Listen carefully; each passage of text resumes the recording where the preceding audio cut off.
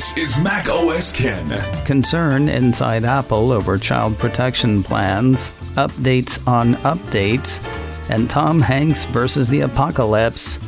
It is Friday, the 13th of August, 2021. I'm Ken Ray, and this is news from macOS Ken, brought to you by yours truly and sponsored by Ladder, smart, dynamic term life insurance. Learn more at ladderlife.com/macOSKen. This show is also sponsored by Notion, one workspace for your whole team. It's not just space, though. Notion is all-in-one team collaboration software that combines note-taking, document sharing, wikis, project management, and much, much more into one simple, easy-to-use tool. Here's what else is cool. They're working to improve all the time. Recently, I got an email from Notion about some neat features, like synced blocks. If you've got the same copy in a bunch of places, changing it once changes it everywhere, which is super convenient. New APIs, public Notion pages that put your branding front and center. Notion is not just a great tool. It is a great and growing set of tools helping hundreds of thousands of teams worldwide save time and get more done. Now is a great time to try it for your team. Notion is currently running a special offer to listeners of the show. Go to notion.so and use promo code macOSKen to get $250 off its annual team plan. That's multiple months free for your growing team. Don't forget, that's notion.so. Enter promo code macOSKen during checkout. Get collaborating with $250 off at notion.so and use promo code macOSKen. Add another group to the list of people uncomfortable with Apple's expanded protections for children plans. That group, Apple employees. These are the protections that were announced by Apple last week. They include changes to Siri and Search tied to exploitative content involving children, changes to messages for kids on iCloud family plans whose families opt in, and checks on photos stored in iCloud. You can hear a lot more about the changes on the past week's worth of episodes of macOS Ken.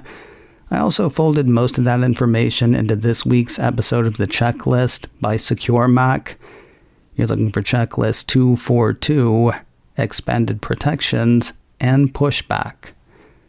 A number of groups and organizations have pushed back against Apple's plans, not because they support exploitation of children, but because they worry for the privacy of Apple users.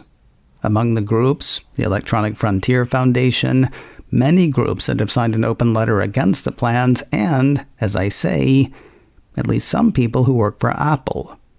Apple Insider highlights a Reuters report that has members of the Cupertino crew expressing concern in some of the company's Slack channels. Of course, Apple is a big company, and employees are turning up on both sides of the issue. Those concerned about the upcoming rollout cite common worries pertaining to potential government exploitation, according to the report. Others are cool with it, seeing Apple's plan as a reasonable response to child exploitation. See also, people who work in other places. Quoting Apple Insider, Apple is facing down a cacophony of condemnation from critics and privacy advocates who say the child safety protocols raise a number of red flags. While some of the pushback can be written off to misinformation stemming from a basic misunderstanding of Apple's child sexual abuse material technology, others raise legitimate concerns of mission creep and violations of user privacy that were not initially addressed by the company. It just goes to show, people who work at Apple, they're a lot like people. Things are going well for iPhone in China. That is the latest word from Evercore analyst Daryanani. On Thursday, Apple 3.0 ran part of a note he wrote.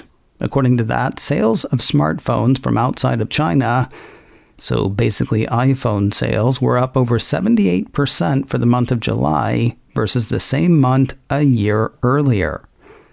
Quoting his note, while June results were somewhat underwhelming and saw declines in both the market as a whole and in iPhone shipments, we would note that June is typically the worst month for iPhone shipments, suggesting that those weaker results could prove to have been confined to June in the coming months, particularly with a new iPhone release reportedly slated for September.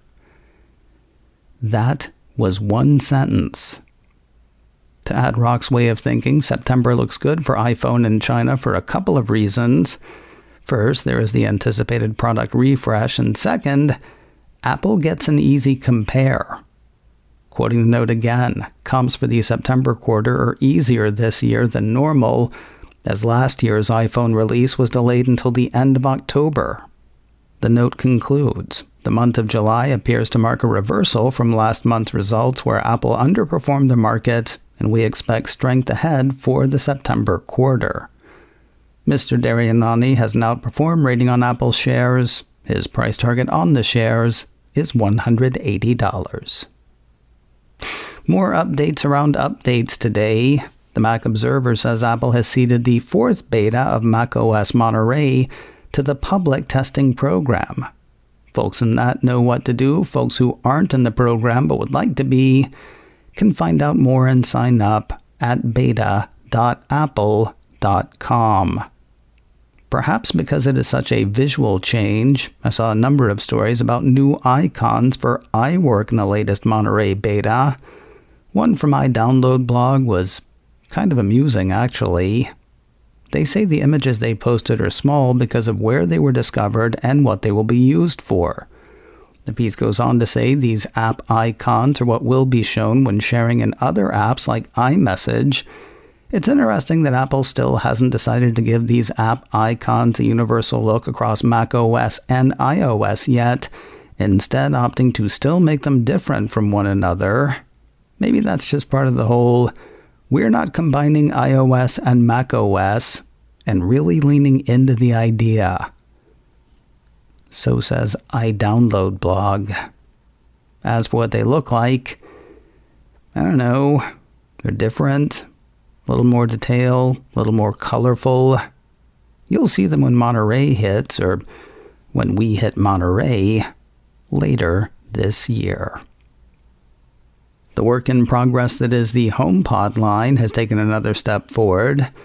Engadget says the latest beta software for Apple's smart speakers brings some support for spatial audio and lossless streaming.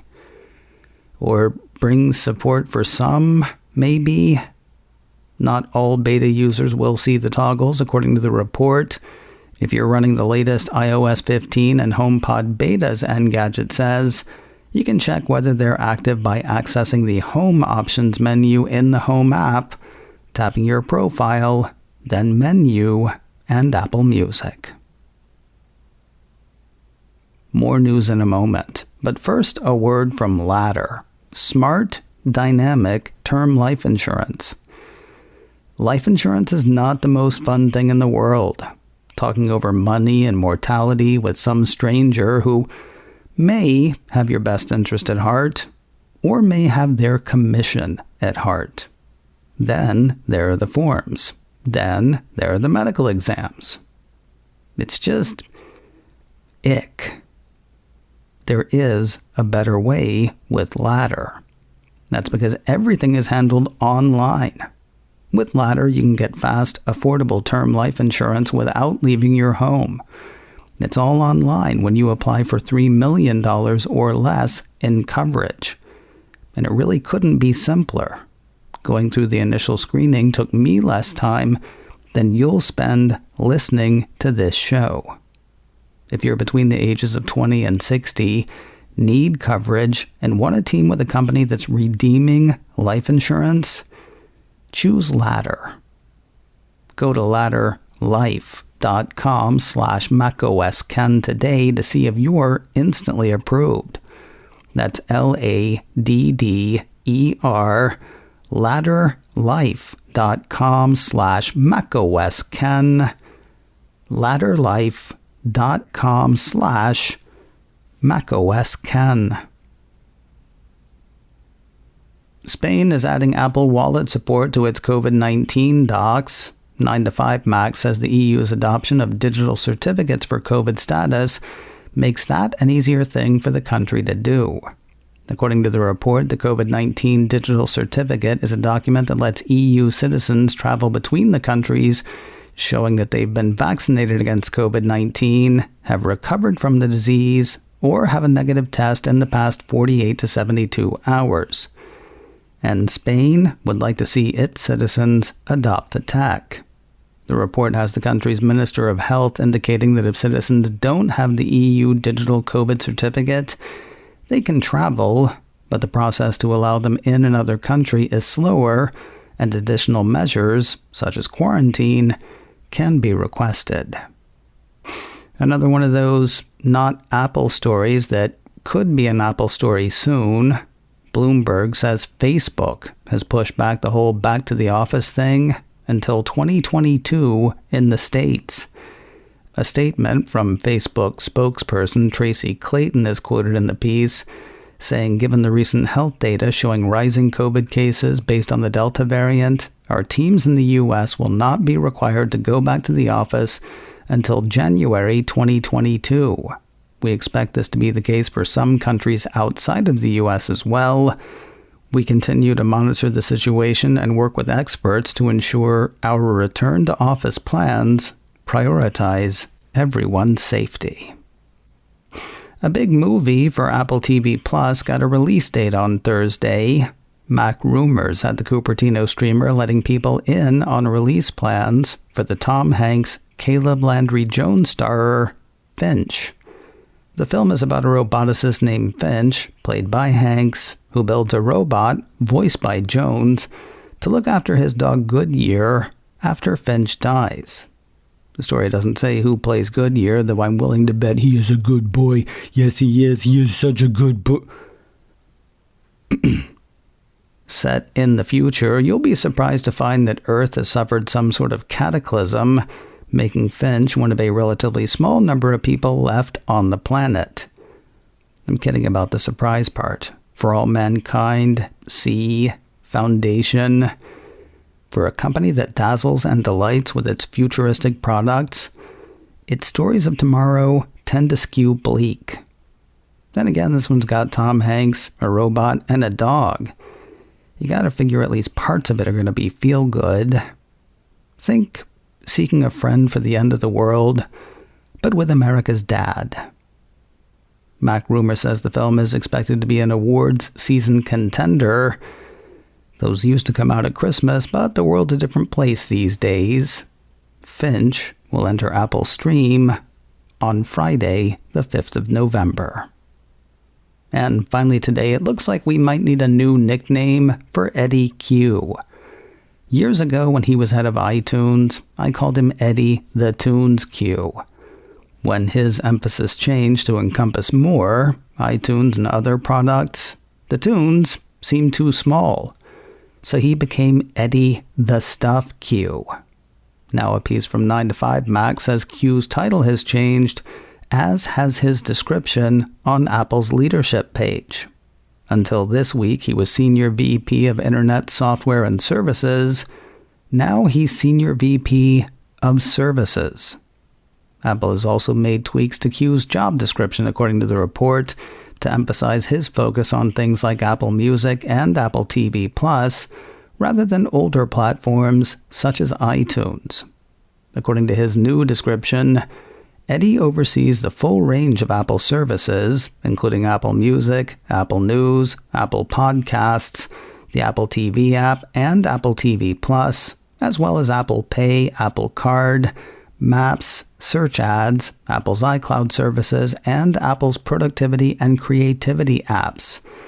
Eddy's team has an excellent track record of building and strengthening world-class services that meet and exceed the high expectations of Apple's customers and offer creators and storytellers the opportunity to bring their creative visions to people around the world.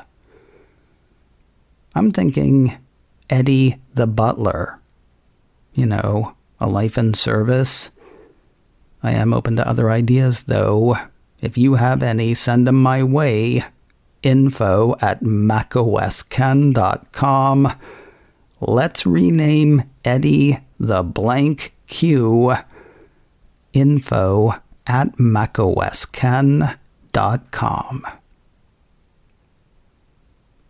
Coming up in a few minutes, a family member, an author, and a really gonzo journalist have been sent invitations. We wrap the week with Mac Voices host Chuck Joyner's dinner party in a few minutes. Find that show and give it a listen at macosken.com or wherever you get podcasts. macOS Ken, brought to you by me and sponsored by Ladder, smart, dynamic term life insurance. Learn more at ladderlife.com/macosken. This show is also sponsored by Notion, one workspace for your whole team. Get collaborating with $250 off at notion.so and use promo code macOSken. Advertising handled by Backbeat Media, online at backbeatmedia.com. You can reach me a couple of ways. info@macosken.com or call 716-780-4080. Until next time, that is news from macOS Ken. I'm Ken Ray.